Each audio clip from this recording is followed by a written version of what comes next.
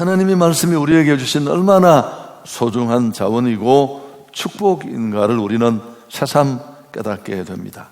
그래서 기독교를 부르는 여러 가지 말들이 있지만 말씀의 종교라고 하는 이유도 바로 여기에 있습니다. 성경이 없으면 여러분 신앙생활이 불가능해요.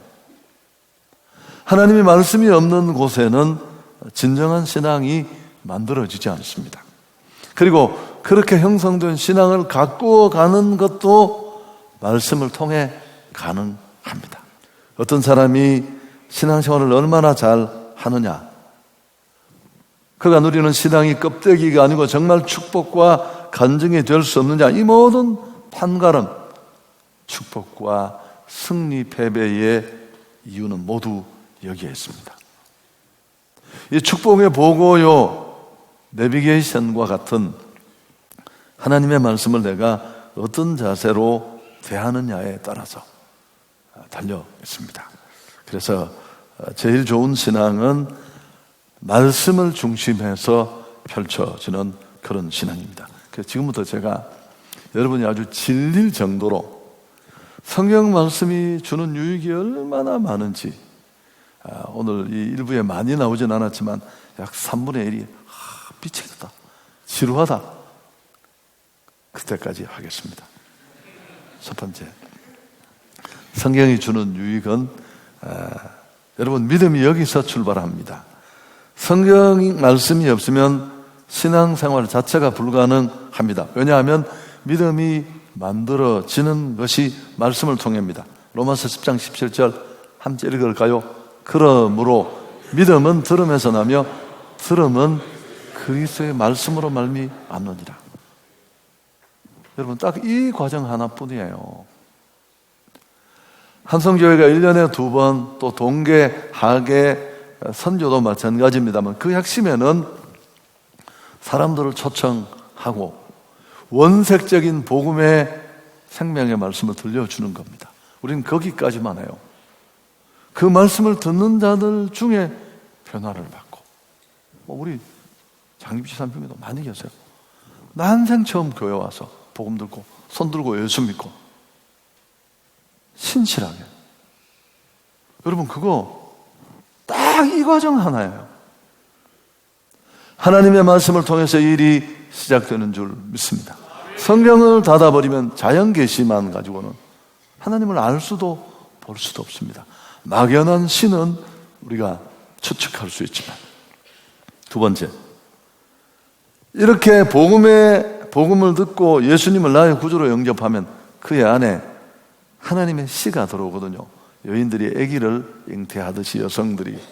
근데 이렇게 내 안에 자리 잡은 이 생명의 씨를 자라게 하고 성장케 하는 자양분이 있는데요, 육신의 양식이 필요하듯이 그 양식도 말씀입니다. 베드로전서 2장 2절 갓난 아기들 같이 순전하고 신령한 젖을 사모하라. 이는 그로 말미암아 너희로 구원에 이르도록 자라게 하려 합니다. 이 생명이 뭘 먹고 자란다고요? 밥을 먹고 자라는 게 아니라 역시 말씀을 먹고, 얼마나 제때 제대로 된 훈련과 말씀이 공급되느냐에 따라서 신앙의 길이와는 정비례하지 않습니다. 그의 속사람과 신앙의 사람은 달라질 수 있습니다. 그래서 여러분 정상적이고 건강한 신앙인은 밥을 안 먹으면 배가 고프듯이 말씀을 정기적으로 섭취하지 않으면 영적으로 배고픈 걸 느껴야 돼요. 은혜를 받고 말씀의 축복을 늘 먹고 누리는 사람은 그걸 못 먹으면 공허하고 욕구가 생기고 그렇습니다. 또 성경은 깨닫는 통로가 됩니다. 여러분 우리가 모르는 게 너무너무 많아요. 엉뚱한 자리에 한동안 내가 잘못된 곳에 있다는 것도 인생은 모를 수 있습니다. 그럴 수 있거든요. 근데 하나님의 말씀은 우리 영혼의 삶의 거울이 됩니다. 깨달음을 제공하죠. 고전 10장 10절 11절 함께 읽어볼까요? 그들에게 일어난 이런 일은 본보기가 되고 또한 말세를 만난 우리를 깨우치기 위하여 기록되었다. 하나님 말씀은 거울과 같아요. 역사 속에 많은 사람들이 살았던 삶의 모습을 보면서 역사의식으로 우리에게 비춰주기도 하지만 그대로 거울처럼 비춰져서 내가 잘못된 길에 서 있구나. 오늘 아침에 나오기 전에 넥타이 메고 머리 빗고 하면서 다 거울을 봤잖아요. 맨방 벽을 보고 한 사람은 한 사람도 없을 거예요. 바빠서 못 그랬으면 차에서 무슨 백미러라도 봤겠죠. 그렇습니다. 하나님 말씀이 그런 역할을 합니다. 여러분, 은혜가 뭘까요?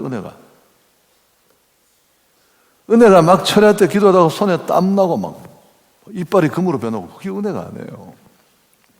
한번 따라하겠습니다. 은혜는 깨닫는 것이다.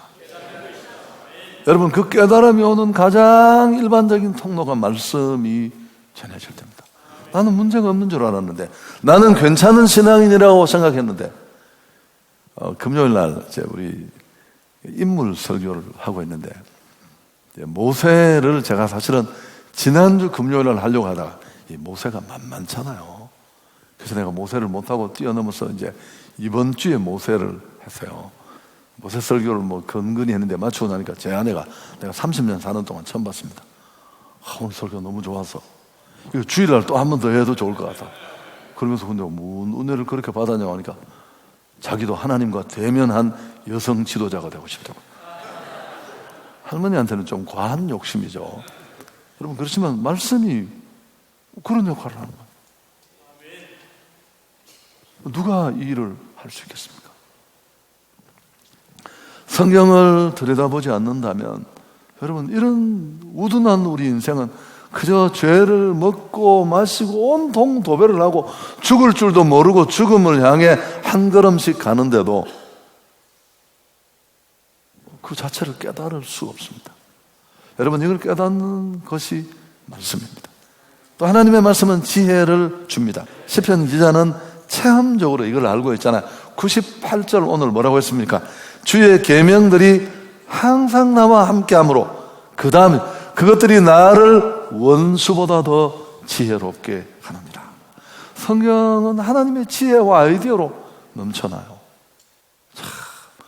그러니까 우리의 문제는 안 하는 게 문제예요. 수만 가지 정보를 가지고 있는데 실행하지 않는다는 데 문제가 있습니다. 여러분, 성경을 못 읽으면 잠언이라도 한 장. 그 유명한 빌리 그레함도 자신의 책에서 말했습니다. 나는 시편과 잠언을 매일 읽는다. 아직도 안 들리십니까? 하나님의 말씀은 분별력을 제공합니다. 여러 가지 문제로 얽히고 설켜서 도무지 어디가 길이고 어디가 출구인지 우리는 헤매일 때가 있습니다. 칠흑같이 캄캄한 이 인생 여정에 하나님은 우리를 그냥 보내지 않고 등불을 하나 주셨는데요. 어둠을 헤쳐나가는 그 등불과 후레쉬와 같은 역할을 하는 게 말씀입니다. 시편 오늘 119편 105절에 이 말씀이 있습니다. 이건 읽어야 돼요. 같이 읽습니다. 주님의 말씀은 내 발의 등이요 내 길의 빛입니다. 여러분, 좀 어려운 날 너무 답답해서 길이 어딘지를 정말 한 치 앞을 내다볼 수 없을 때 일찍 돌아서 손발 씻고 오늘 욥기를 다 한번 읽어보자. 욥의 마음이 하나님조차 떠난 것 같다고 했을 때 좀 길지만 얼마나 답답했을까. 아니, 서는 시간 5시간을 들여서라도 말씀이 내 안에 꽂히고 내 삶에 그 드리워졌던 어둠이 물러간다면, 여러분, 이런 간증도 너무너무 많잖아요. 뿐만 아니라 하나님의 말씀은 우리 삶을 형통하게 만들어줍니다. 여호수아 1장 8절에 이 율법책을 내 입에서 떠나지 말게 하며 주야로 그것을 묵상하여 그 안에 기록한 대로 다 지켜 행하라. 그리하면 내 길이 평탄하게 될 것이며 내가 형통하리라. 빌리그레함은 빈민의 90%가 성경을 읽지 않는 데 쏜다. 형통과 행복의 책인데 그 책을 보지 않으니까, 여러분, 미국에도 거지 많아요. 그러나 성경을 읽고 배운 민족이나 개인이 가난하거나 궁핍한 경우는 없습니다. 덴마크는 나라를 그냥 팔아먹고 국가 부도를 만났지만 우리가 알듯이 그룬트비 목사를 중심으로 하나님께로 돌아가자, 말씀으로 돌아가자, 이 운동이 오늘의 덴마크를 만들었습니다. 아멘. 여러분, 대한민국 자원 빈국이 가난한 나라, 이만큼 OECD에 가입하고 힘쓰는 나라가 된 것, 복음과 떼서 설명하기 쉽지 않아요. 하나님의 말씀은 회복의 은혜를 줍니다. 살면서 이런저런 상처, 아픔, 돌이킬 수 없는 고장난 것들, 그 절망과 고통 속에서 하나님은 우리를 치료해 주시는데, 우리가 부르짖으면, 위경과 고통 속에 간구하면 하나님은 천사를 보내는 게 아니고 누구를 보냅니까? 자, 시편 107편 20절 함께 읽습니다. 그가 그의 말씀을 보내어 그들을 고치시고 위험한 지경에서 건지시는도다. 오늘도 하나님이 보내신 말씀을 여러분이 만나는 경험을 할 수 있기를 바랍니다. 오늘 그 내 말씀이야. 내가 정말 힘들었는데 그 말씀이 내 가슴에 꽂히고 내가 해결이 됐어. 독일 상간마을에 5 형제 중 막내로 태어난 소년이 있었습니다. 태어난 지 9개월 만에 어머니가 죽고, 유명한 얘기죠. 다른 사람의 손에 의해서 양육이 되었습니다. 아이가 5살 됐을 때 아버지가 재혼을 해서 새로운 아내를 맞았는데, 여러분, 이 구조는 쉽지 않잖아요. 소년은 새어머니의 냉대와 멸시 속에 자랐습니다. 애정, 결핍, 정서상 심각한 타격.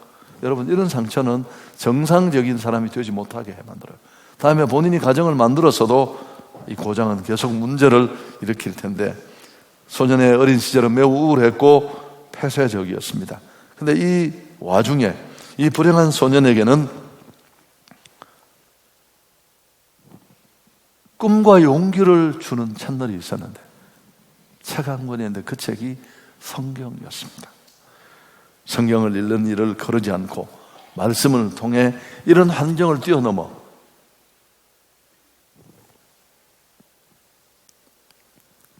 잘 성장했습니다. 말씀을 통해 건강하게 자란 이 소년은 한 가지 결심을 했습니다. 다시는 어린 시절을 나처럼 불행하게 보내는 사람이 없었으면 좋겠다. 자신의 아픈 과거를 거울 삼아서 어린이들을 사랑과 정성으로 가르칠 교육기관을 만들었습니다. 여러분, 그게 바로 유치원입니다.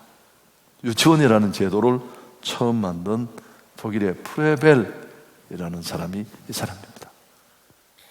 성경이 없어졌으면, 말씀을 통해 하나님이 그를 코칭하고 치료하고 만져주지 않았다면 그 상처를 그대로 안고 독일 한켠에서 또 온 세상을 힘들게 하면서 저항하고 살았을 텐데.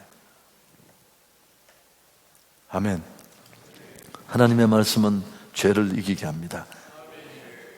내 마음의 문을 누가 지키고 있느냐는 게 참 중요한데, 내 마음의 이 문지기를 누구로 세워두느냐는 것은 우리가 무엇을 받아들이고 얼마나 큰 승리를 만드느냐는 관건이 될 수 있는데, 오늘 시편 119편의 다윗은 11절에 뭐라고 말합니까? 내가 주께 범죄치 아니하려 하여 주의 말씀을 내 마음에 두었습니다. 어떤 한 사람의 영혼의 입구에 말씀이 보초를 서 있으면 여러분, 얼마나 행복할까요?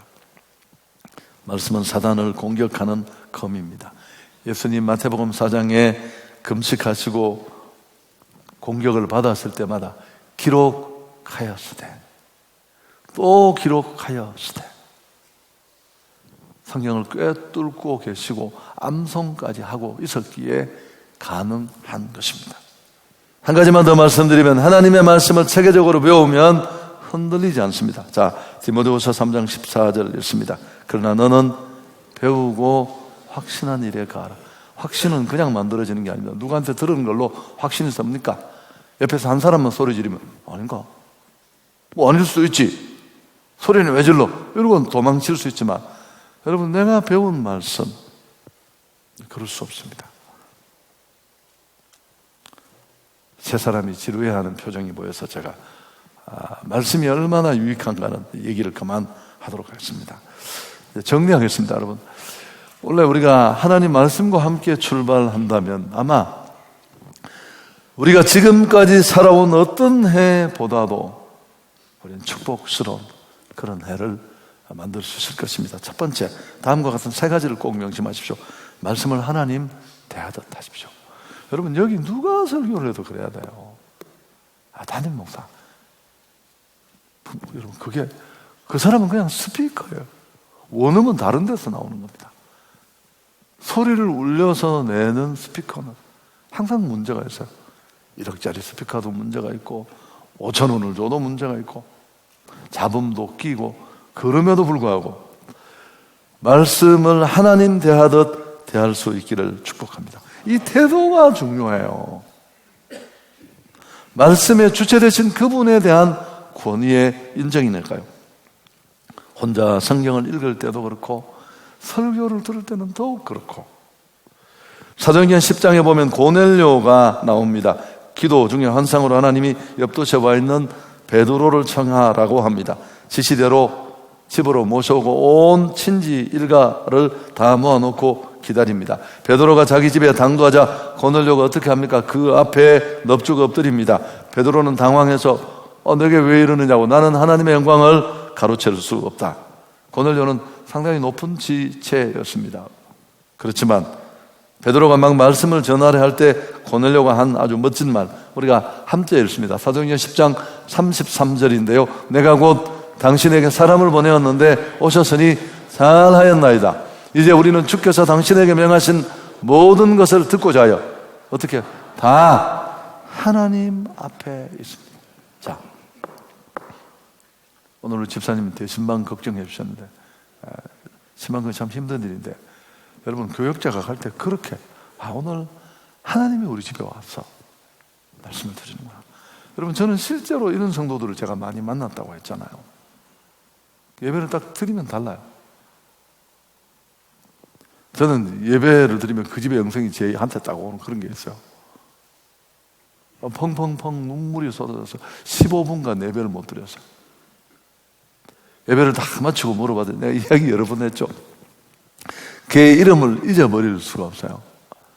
그래서 내가 물었더니만 담임 목사님이 9년 만에 신방 온다고, 내가 그렇게 수년을 기다려서 대신방 날짜가 정해지기를 너무 좋아서 권민주라는 초등학교 5학년짜리를 조퇴를 시켜서 담임 목사 신방 온다고 그게 앉혀놓은 거예요. 근데 저는 그걸 모르고 그냥 예배를 드린 거죠. 여러분, 그 하나님이 얼마나, 목사는 아무것도 안 해요. 무슨 저는 의미가 없잖아요. 근데 신방 온다는 그 사모함 때문에 그런 사람이 잘 없지 않나요? 인간 베드로를 통해 말씀을 받지만 하나님 앞에 서 있다.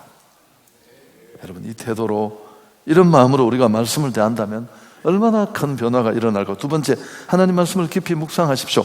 시편 기자는 97절에 내가 주의 법을 어찌 그리 사랑하는지요, 내가 그것을 종일 작은 소리로 읊조리나이다. 말씀을 읽는 것, 듣는 것, 쓰는 것, 공부하는 것, 암송하는 것 다 좋습니다. 그러나 가장 최고의 복은 묵상이에요. 설교해 보시면 압니다. 온 거 끌어안고 뒤집고 또 읽고 또 정리하고. 여러분, 저는 이거 맨날 피를 말리는 일이었어. 제가 보니까 A4 용지만 이만큼이에요. 교정 보고 지운 게.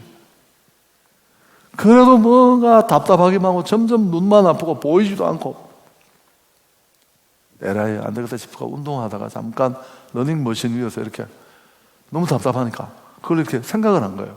묵상이죠. 이걸 어떻게 풀지? 오늘도 내가 저기 앉아서 찬송 부르는 동안 이 설교의 마무리가 걱정이 됐어요. 적용을 어떻게 하지? 다 듣고 성경 좋은데 하고 끝나면 무슨 의미가 있지? 여러분, 그 묵상하는 시간에 전혀 다른 예리한 각도의 은혜가, 깨달음이 주어져요. 아멘. 이렇게 말합니다. 묵상이라는 과정이, 채널이 왜 중요하냐면 머리에 있는 지식을 가슴으로 내려오게 해요. 요 거리는 30cm밖에 되지 않는데 이 거리가 가장 무겁습니다. 어떤 사람은 찬양을 부르면 맨날 여기서 불러요. 여러분, 입에서 나오는 찬양은 절대 사람의 가슴을 움직이지 못합니다. 30년을 해도 이게 얘기야 못 내려오는 사람이 있어요. 진정성 없는 얘기 들어보셨죠? 판단하는 무슨 말인가 정말 좋은 말을 하는데 하나도 안 들려요. 또 어떤 사람은 떠듬거리고 목소리도 작고 잘 들리지도 않는데 지금 뭔 소리를 저렇게 사투리를 너무 그런데도 들으면 가슴에 소리가 꽂히는 거예요. 여러분 이건 간단한 얘기가 아니에요. 영성과 진정성, 인격 다 거기 개입이 되지만 여기서 여기로 당겨내리는 힘이 바로 묵상입니다. 아멘. 세 번째, 깨달은 바를 꼭 실천하는 겁니다. 시편 기자는 말씀의 실천을 앞부분에 시작해서 강조합니다. 1절, 2절 같이 읽습니다. 행위가 온전하여 여호와의 율법을 따라 행하는 자들은 복이 있으며 여호와의 증거들을 지키고 진심으로 여호와를 구하는 자는 복이 있다. 성경은 그냥 읽으라고 기억하고 지적으로 깨달으라고 주는 정도가 아닙니다. 실천하고 순종해야 합니다. 그렇지 않는 말씀은 부뚜막의 소금입니다. 베이커라는 주경학자는 순종을 이렇게 말했습니다. 주님이 돌담을 뛰어넘어가라 명령하시면 그대로 하는 것이다. 뛰는 것은 내가 하는 것이고 돌담을 넘게 해 주시는 것은 하나님이 하시는 것이다. 그 돌담 앞에 퍼져 앉아가 돌담이 무너지기를 기다리면 안 됩니다. 뛰어넘어라 라고 하면 내가 넘던 높이가 아니에요. 그 돌담은. 그럼 그냥 뛰어넘는 거예요. 그러면 하나님은 뛰어넘는 건 내가 할 일이에요. 넘을 수 없는 돌담을 넘어가게 하시는 힘을 주시는 분은 하나님이신 줄을 믿습니다. 가나안의 축복, 설날 예배가 가나안의 축복을 누리려면 가나안은 죽어서 가는 땅이 아니고 그리스도 안에 하나님이 주실 축복의 총칭입니다. 정말 그 부자 아버지, 넉넉한 아버지를 둔 우리가 어떤 모습으로 살아야 하는가, 그 총체적인 복이 그 안에 담겨 있어요. 그 복을 받으려면 홍해만 건너서는 안 된다고 했죠. 요단을 건너야 돼요. 요단이 그렇게 건너는 겁니다. 믿음으로, 순종함으로 발을 먼저 들이밀어서. 설교 마치겠습니다. 마지막 얘기하고 설교 마치려고 하는데, 조지 뮬러는 구하의 아버지고 기도의 아버지라고 합니다. 생전에 10,000번의 기도 응답을 받았다는데 그의 전기를 읽어보면 예상외로 성경을 읽은 얘기가 많아요. 3개월마다 한 번씩 성경을 통독했습니다. 조지 뮬러는 생전에 200번의 성경을 통독한 것으로 알려져 있습니다. 누가 그에게 물었습니다. 그리스도인들이 힘이 약해져 하나님의 일을 할 수 없는 이유가 뭘까요? 이분이 기도의 아버지예요. 그럼 아니 왜 성도들이 힘이 빠져서 일을 못합니까? 라고 물으면 기도해야 됩니다. 이렇게 말해야 되지 않겠습니까? 구하의 아버지고 기도의 아버지인데 그가 뭐라고 말했을까요? 항상 성경을 읽지 않기 때문입니다. 그는 무일푼으로 50,000명의 고아를 먹여 살렸습니다. 조지 뮬러가 고아 사업을 시작한 이유를 아시죠? 신실하신 그 하나님이 우리 기도를 응답하셔서 어떻게 자기 백성을 먹이는지를 세상에 보여주고 싶었어요. 제가 동일하빌 앞에 배추 가게 차리고 싶은 것처럼 정말 진실되게 내 이 아파트 사람들을 진짜 한번 제대로 섬기겠다. 내가 이걸 진짜 해봐야 되는데 여러분 그렇게 해서 뭐가 망할 게 있겠어요? 얄팍한 생각으로 하니까 그게 다 사람들이 다 머리가 돌아가는데 그런 얄팍한 수에 넘어가겠습니까? 날마다 하나님의 말씀인 성경을 통해 얻은 힘으로 그는 5,000명의 고아를 먹이고 길러냈습니다. 성경이야말로 지혜의 책, 평안의 책, 승리의 책, 행복의 책인 줄 믿습니다. 베레아 교인들은 일이 터질 때마다 모여서 의논을 한 게 아니고 성경을 읽었습니다. 날마다 해답을 찾기 위해서. 자, 사도행전 17장 11절 읽고 마치겠습니다. 베레아에 있는 사람들은 데살로니가에 있는 사람들보다 더 너그러워서 간절한 마음으로 말씀을 받고 이것이 그런가에 날마다 성경을 상고했다. 승리는 말씀에 대한 태도에서 결정난다는 걸 잊지 마십시오.